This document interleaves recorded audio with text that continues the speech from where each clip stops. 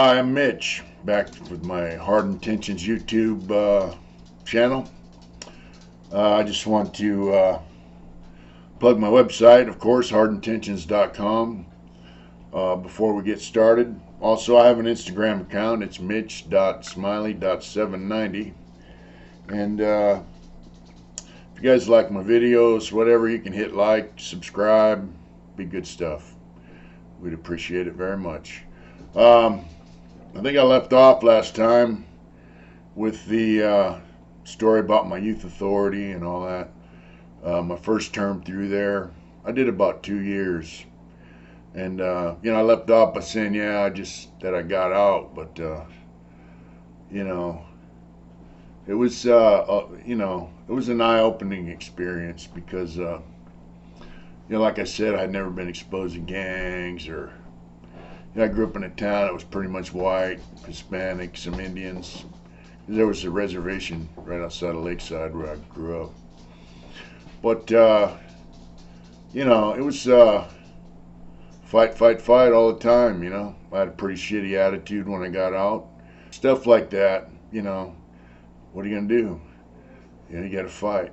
But I remember when I first got there, I had an 8-track player. And, for all you guys, young guys, they don't make them anymore. But I had an 8-track player, and my friend George Miller was there. And as soon as I got on the unit, some guys stole my 8-track player. I told George, I said, hey man, what do I do? Somebody stole my shit, He goes, hey brother, you got to find that or they're going to take everything you got. So I looked through some lockers and started talking shit about people's mamas and all that shit people do and their kids, And George located it. Evidently someone had put it in the laundry room. The laundry room worker gave it back to George, and of course I talked some shit and ended up fighting over that. But it was ugly. The whole term was like that, just fighting, fighting, fighting, So when I got out, I had a pretty shitty attitude, man. I had learned a whole new deal, it wasn't just,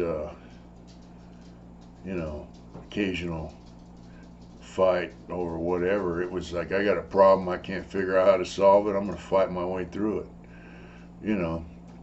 And, I'd started drinking a lot heavier, smoking a lot more dope, taking pills. And I started I was skateboarding and surfing, something I did as a kid. Started gravitating more towards motorcycles. And, about 4 months after my release, I got in a fight with a guy at a foosball center. My friend Tony and I both busted out a few of their teeth. Hurt them pretty bad. And 4th of July, they came and arrested me for that. Sent me back to Youth Authority for another year. And this time I went to Preston, which was, there were 2 youth authorities for older guys. One was YTS in Ontario area, and the other one was Preston School of Industry in Ione, California. And for the first time, I was in a place where there was, the white guys are pretty much equal to all the other races. No race had any more or less, and it was pretty even. So I remember when I got there, I was 16. I was like the youngest guy there. And there were guys, there was a guy I remember, Chamblin. He was paroling. He turned 25. So most of the guys were in their late teens, early 20s. I was 16. I was still a kid, But I'd been through all this youth authority stuff, man. So, and, fighting, all that kind of stuff came pretty easy. So, because I was so young, I was on a unit with guys that were, it was a fuck up unit, be quite frankly. And half the guys wanted me to go to a unit up on the hill where they had younger guys, and they felt like I shouldn't be on that unit. So then other half of them wanted me to stay on the unit. So they had a thing, that kind of test you, So they say, hey, you know how to go chest, and chest is like fighting when we just hit each other in the chest. And I was really upset because they were kind of fucking with me. And I says, yeah, I know how to go chess. And there was this guy they called Elvis because he played the guitar and sang a little bit. He was kind of yoked up. And so they had us go chess with each other, you know.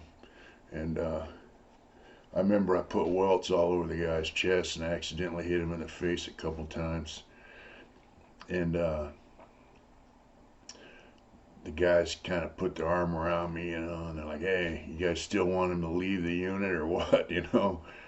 And so that was my acceptance, so to speak, on that unit. And, you know, that's the first time I had been in a place really that had northern Hispanics and southern Hispanics. And I remember it's the first time I seen a stabbing in jail. We're lined up to go to chow because our unit had its own chow hall. And this guy Leo come out, man, and started stabbing this guy right in front of me.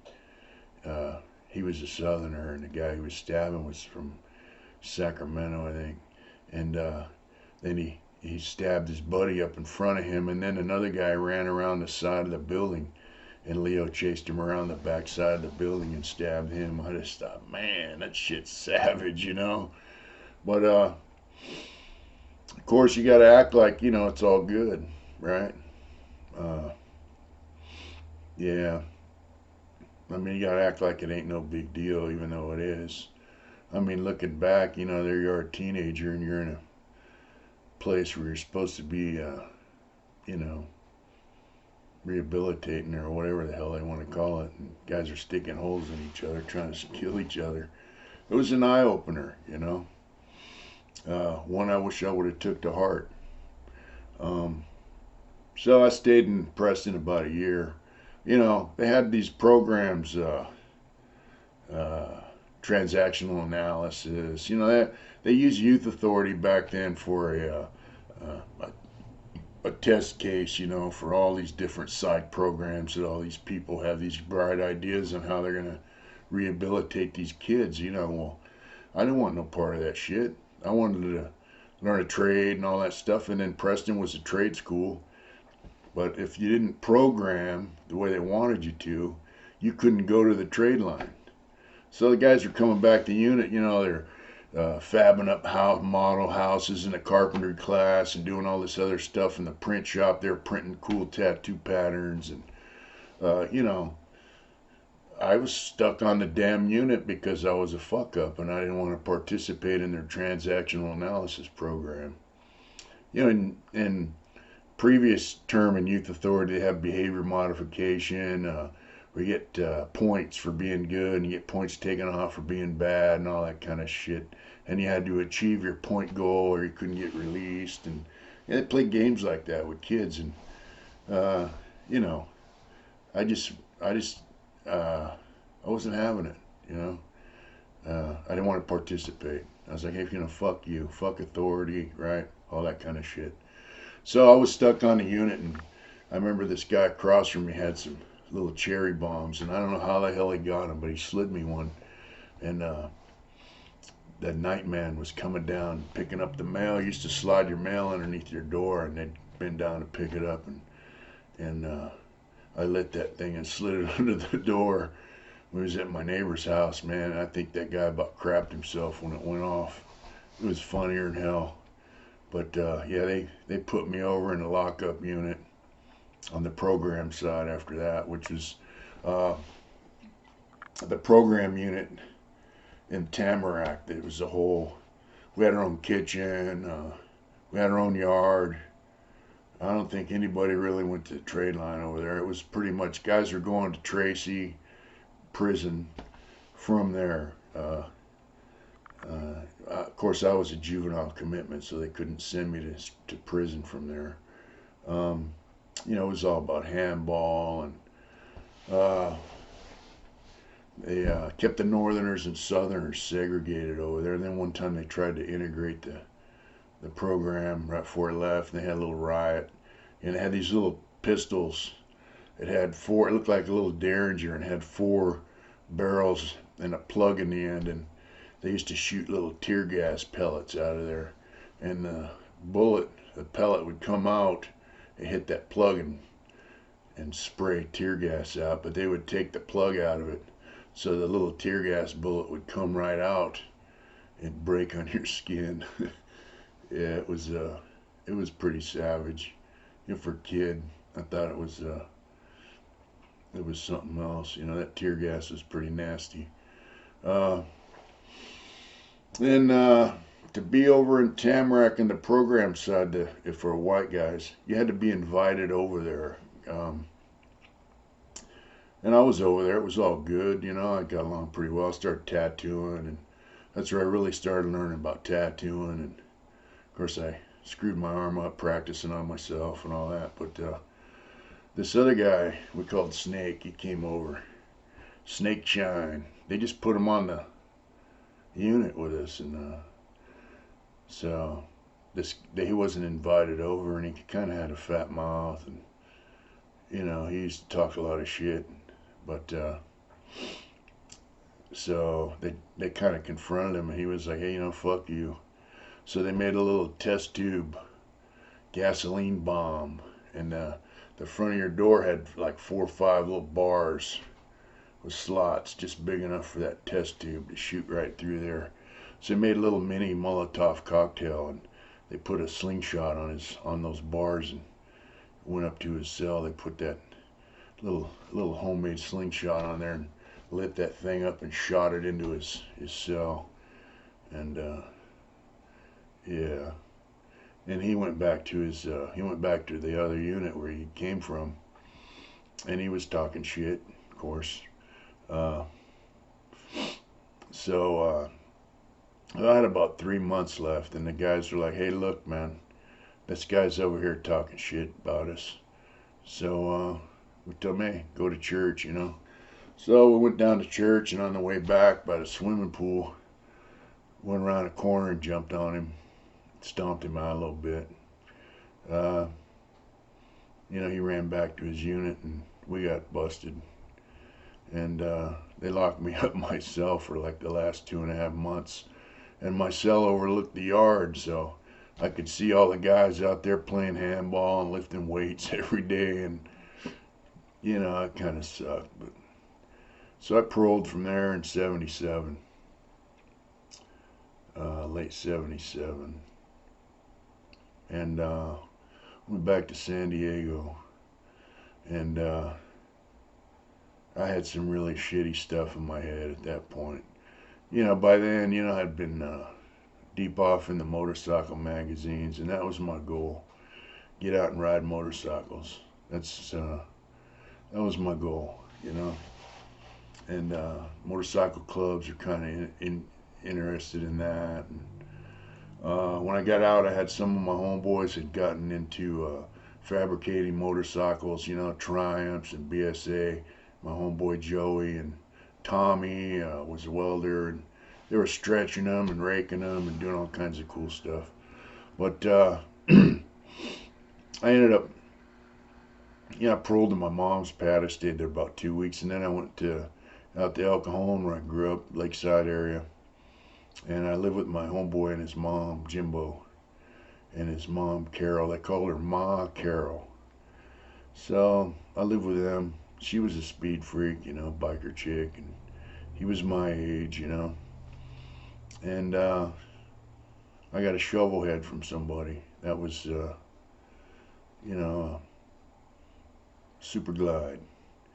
I actually took it from some guy, but which is a long story in itself. So I lived out there for about a year before I ended up going to prison, and that's a whole nother adventure all into itself. But I got to say, you know, going to Youth Authority as a kid, you know, I didn't really understand why I was there. I just looked at it as punishment. I didn't look at it as, you know, you're here to change your ways or you're going to end up in prison. I didn't look at it like that. I just looked at it like, hey, you know, I'm being punished.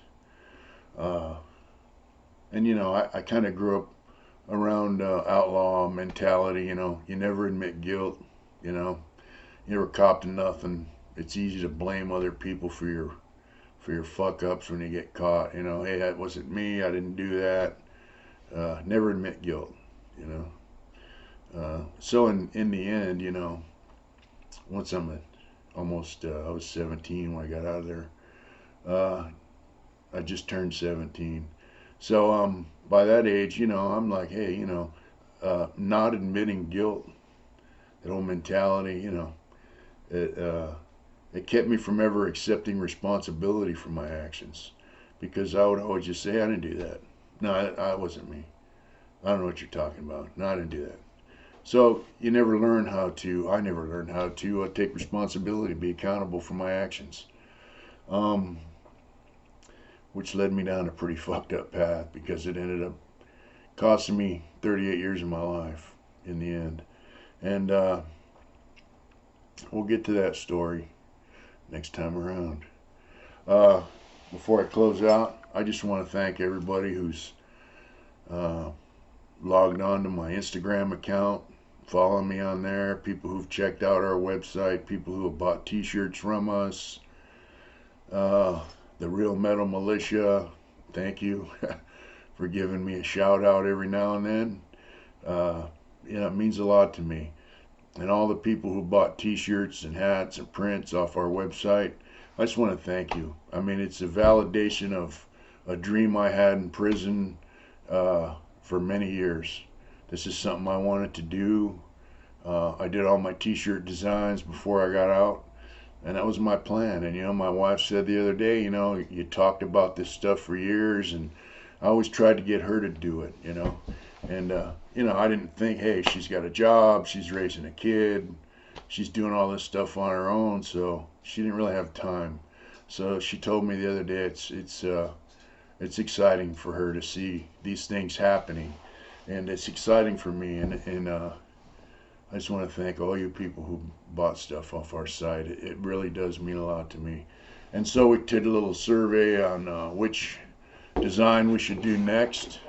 Whichever one got the most likes is the one we decided to go with, and this is going to be our next t-shirt design. Yeah, I don't know how that comes off on the camera there, but this is the epitome of hard intentions, right? You guys ready to drop the hammer? So as soon as I can get to the print shop and organize that, we're going to have that printed. My wife put some thing together. What's it called? The Patreon or patron account or something. That's on. Excuse me. Let me look here. That's on our homepage, YouTube. I don't know how to work that. I guess if you guys get on there, we're gonna set it up where people can win merchandise like T-shirts or hats or whatever. Yeah. So once again, that's my nightly installment of my YouTube story. And I want to thank you all for signing in and listening. Have yourself a wonderful new year, and I hope you had a great Christmas. Thank you very much, people. Have a good one. Bye.